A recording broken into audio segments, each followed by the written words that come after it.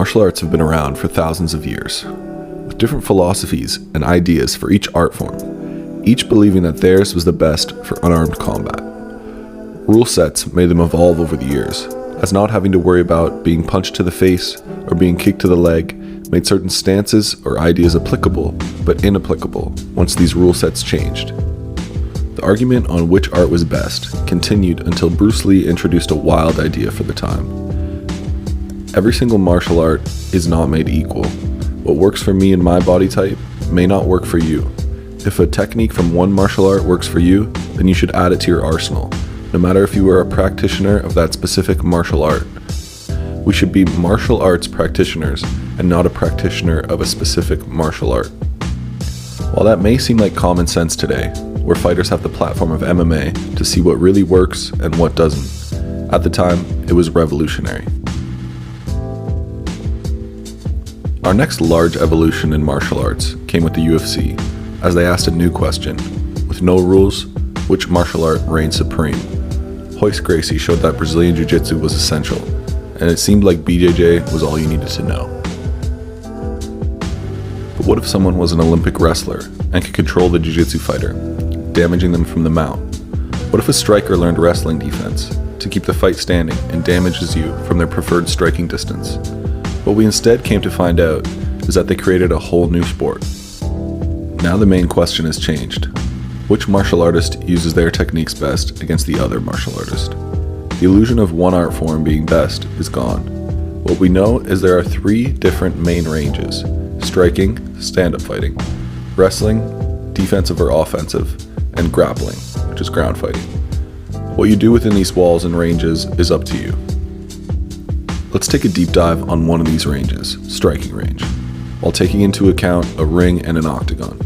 So the things we're going to be going over is stance, footwork, ring control, octagon control, feints, angles, setups and deception, and how to deal with or fight as a southpaw. Stance. The first place to start in any type of martial art is the stance, as your stance should place you in a position to move in any direction dynamically and quickly, while giving you a strong base without losing balance. In arts like Wing Chun, practitioners position their feet in a more square stance, opening their body to their opponent. This allows them to use their hands to negate any weapons, but gives their opponent a very large target to hit, while also not supporting a strong base. In karate, practitioners have a fully bladed stance where they are almost fully side-on to their opponents. This stance was developed mainly because karate tournaments were often above the waist and used point karate rules, meaning one can only strike their opponent above the waist, and once you touch, a point is scored, the action is halted, and we reset the fighters. Their stance allows for more explosive movements of the feet, but opens them up to the problem of lead leg kicks and side kicks, and other rule sets because of the awkward positioning of their lead foot. There are, however, many amazing fighters who made this work for them, such as Stephen Wonderboy Thompson. In Muay Thai, the stance provides for a strong base against the leg kick attack by having their lead foot facing forward and tightly placed beside their back foot, which faces sideways. This lead foot is so close to the back foot so that it can check leg kicks from their opponent, as weight can easily be shifted onto the back foot to stand on one leg. Developed in part also because of the rule sets of Muay Thai. No takedown, leg kicks score most, and the impact of strikes has a larger part in scoring. Muay Thai fighters also seem to get caught in the mindset of standing in front of each other and scoring back and forth, losing the value of movement and footwork that you saw in the golden age of Muay Thai, with fighters like Samart Payakrun and Sagat Pichindi. Samart and Sagat both competed under boxing and Muay Thai rule sets, so they had the benefit of understanding head movement and angles. Sagat, from the popular video game Street Fighter, was actually based off the Muay Thai fighter. And many of the moves in the video game were actually based off the moves Pichindi used in real life. When fighting under modern rule sets of Muay Thai, kickboxing, and MMA, it's best to ensure that your stance has a strong base, with footwork that can move quickly into and away from strikes. Because of this, your feet should be shoulder width apart, with your lead foot pointed straight forward and your rear foot pointing out on approximately a 60-degree angle.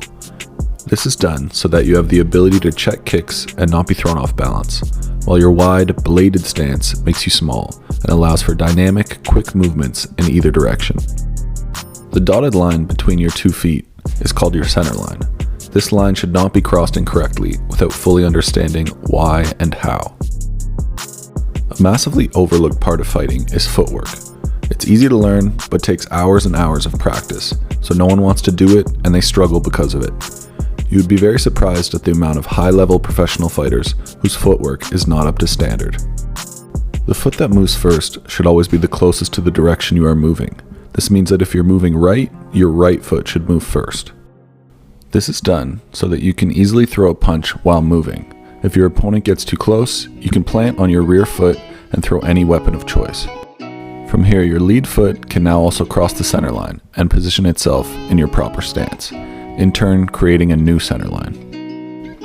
If you had moved your front foot over the center line first, this would place you in a compromised position, as your balance is off and you are not in a position to strike if need be. This incorrect type of movement for fighting is how we walk every day and therefore feels natural. So simple movements left, right, forwards and backwards should be done before every workout until it is ingrained in your muscle memory. Using that same concept we mentioned where our same side foot moves first, so here our left foot moves first when moving left, then our right foot follows, creating a new center line to stand on strongly. When moving forwards and backwards, again, same concepts apply. If I move forwards, my lead foot moves first. If you're in an orthodox stance, that means your left foot, and if you're a southpaw, that means your right foot. We move lead foot first because if you need to attack or are being attacked mid-stride, you have the base underneath you to throw any weapon of your choice. Our rear foot then moves forward after our lead foot, again placing you in your original stance and creating a new center line. This type of walking for martial arts goes against our natural inclination. If we walk down the street, we would want to take the step that is most efficient in moving us forward, which would be back foot first. So let's take a look at what happens when you step with your back foot first while attempting to stay in your stance. We end up in a strange stance that provides us no base, balance, or ability to be dangerous while moving. This is not a position where you can easily attack or defend. In the sport of MMA, you could easily be shot in on and taken down. For moving backwards, again, same concepts apply. Closest foot moves first, this time our back foot, which is then followed by the lead foot. Correct movements moving backwards are actually the most vital because great strikers use distance management to evade punches and kicks, then come in hard with their own counter. Great strikers understand that if they take a small step back with their rear foot, in turn pulling their head back a few inches, that's all they need for their opponent's punch to miss. Once this punch is evaded, you can use your rear leg as a spring to bounce off of to propel you forward into a cross. This creates the basis for a pull cross counter. You can see fighters like Conor McGregor, Israel Adesanya, Darren Till, Sean O'Malley, and Floyd Mayweather using this type of evasion and attack patterns in every single one of their fights.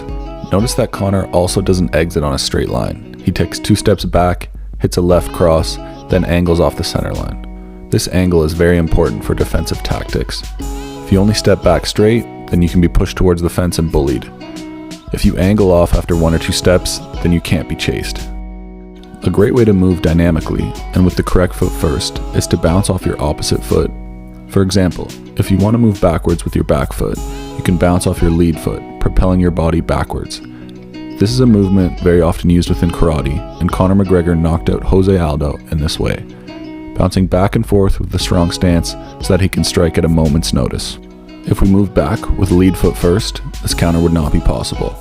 There are many examples of fighters moving backwards with the lead foot first and being hit and finished. One would be Cody Garbrandt versus TJ Dillashaw 1. Cody moves back with lead foot first, at the same time TJ gains distance with a switch left head kick. This kick barely lands as it grazes with the toes, but because Cody doesn't have a strong base under him, he's in no position to absorb the kick, and it does much more damage than it would have if he had a strong base. TJ capitalizes on this moment and finishes Cody later in the round after dazing him with this kick. A massive point people miss in fighting is that footwork and feints are defense. Too many coaches and fighters think of defense as just putting your hand up to block or slipping and rolling punches. Your first level of defense should always be your footwork, as you can't be hit if you're not there to be hit. Second level is feints, as an opponent will have second thoughts about throwing attacks if they're in perceived danger themselves. Rolls, pulls, and slips are our third level, once attacks are actually thrown. Last resort should be to block a punch when all other options are not available, especially in MMA, where the gloves are very small and punches can easily slip through the guard. Being dangerous is the most important aspect of fighting. You should understand how to make punches miss and hit back off of those misses, whether through footwork, feints, slips, rolls, blocks, or pulls. Consistently add these together and you'll be dangerous to fight, while being appropriately perceived as dangerous by your opponent. If you stand there with both hands covering your face and do not move, you are not a fighter, you're a punching bag. Ring control. Now that we've learned how to walk properly for martial arts, let's learn how to use it. There's typically two ways to use footwork, as the bull or the matador. The bull should work to pressure the opponent into corners, while the matador should use angles and evasion to never allow themselves to be trapped, and set up their strikes from odd angles. Starting with the bull, if done correctly, you should always be controlling the center of the ring, pushing the other fighter to the outside of your area.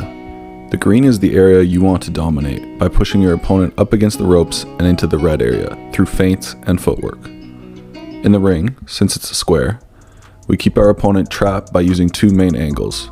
When the opponent is up against the middle of the ropes, we track their movements step for step on a 90-degree angle, keeping our center line directly in line with their center line. If you stand at anything but a 90-degree angle, you give your opponent the opening to move into the middle of the ring, which again is your space to dominate. When we stay on that angle, it's going to cause pressure, making our opponent want to move, and we just trace their steps till they get into a corner. Here in the corner, we stay on a 45-degree angle, where it doesn't allow them room to escape.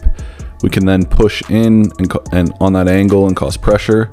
If we had stayed anywhere but the 45, let's say we stayed on a 35-degree angle or a 30-degree angle, then it would allow for space to exit and escape the corner and the trap that we just laid. And devastating spinning kicks. These are devastating moves that can end fights fast. However, fighters like this need space to create. They do not do well with pressure, and their preferred range is long-distance kicking range. Joseph knows this and proceeds to not give Raymond any space at all. He uses his 90-degree Octagon Control. As the bull in an octagon, we use the same concepts of controlling the center of the space. The green again represents your area and should be controlled by pushing your opponent up against the fence and into the red area. The green area is actually displayed with a black line on the canvas of a UFC octagon. An example of someone who did this beautifully was Rafael dos Anjos when he fought Anthony Pettis.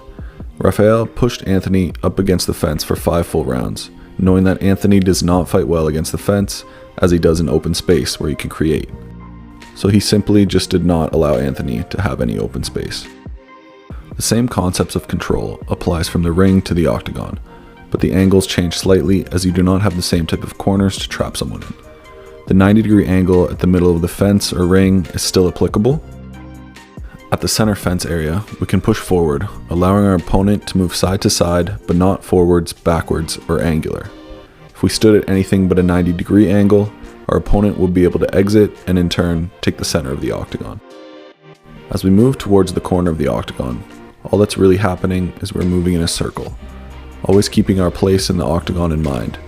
So where the octagon fences meet, we want to circle around with our opponent, for instance staying on approximately a 68-degree angle, again trapping our opponent with only the option of moving left or right.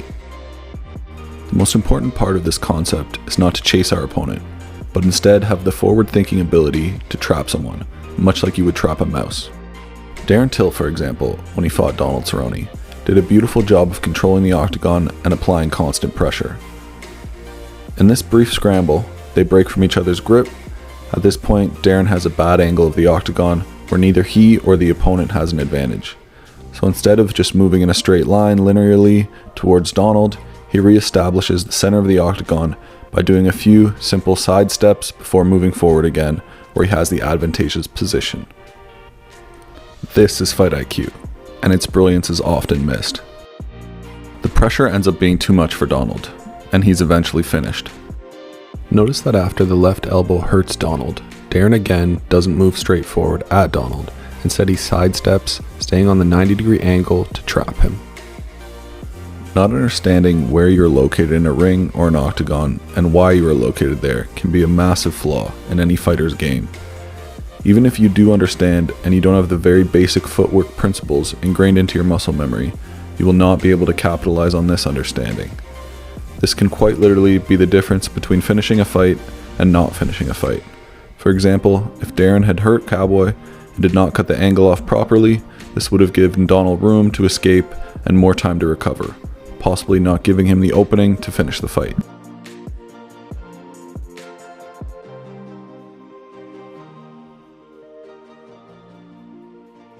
Thanks so much for watching part 1 of the Ultimate Guide to Striking. Part 1 is strictly about the basics of stance, footwork, and ring or cage control. Footwork is the most important aspect of fighting, while also being the most overlooked area, so I highly suggest doing multiple rounds of shadowboxing before every workout, where you're only using your footwork and not throwing any weapons, then slowly adding them in. Part 2 and 3 will be coming out in the coming weeks, where we will cover feints, angles, setups, deception, and southpaw, so like and subscribe for more. We are actually a combat sports equipment and apparel brand, so we'd love for you to check us out. Our Instagram is techniques.co and our website is techniquescombat.com. Thanks again for watching and keep an eye out for part 2.